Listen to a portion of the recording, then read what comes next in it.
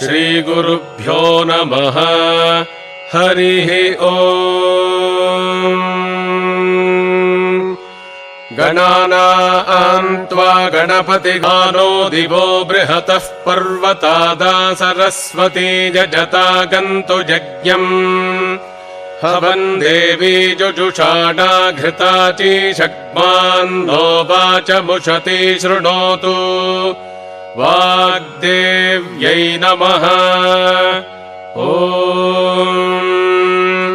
अस्य श्रीललिता सहस्रनामस्तोत्रमाला मन्त्रस्य वशिन्यादिवाग्देवता ऋषजः अनुष्टुप्छन्दः। श्रीललिता परमेश्वरी देवता श्रीमद्वाग्भवकूटेति बीजम् मध्यकूटेति शक्तिः शक्तिकूटेति कीलकम्। श्रीललिता महात्रिपुरसुन्दरी प्रसादसिद्धिद्वारा चिन्तितफलावाप्त्यर्थे पारागणे विनियोगः।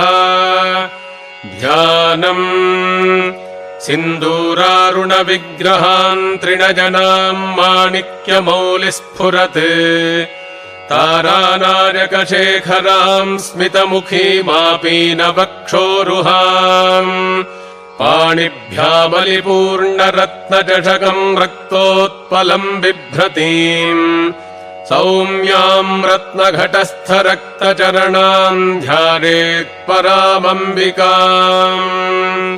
ॐ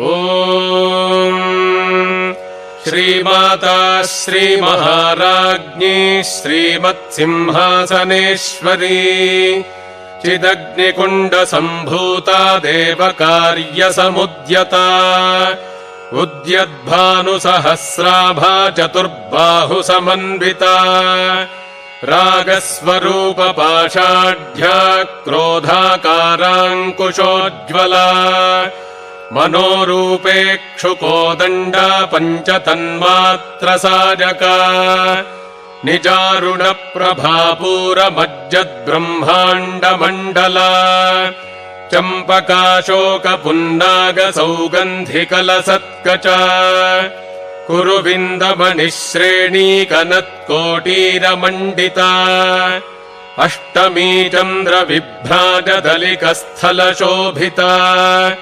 मुखचन्द्रकलङ्काभमृगनाभिविशेषका।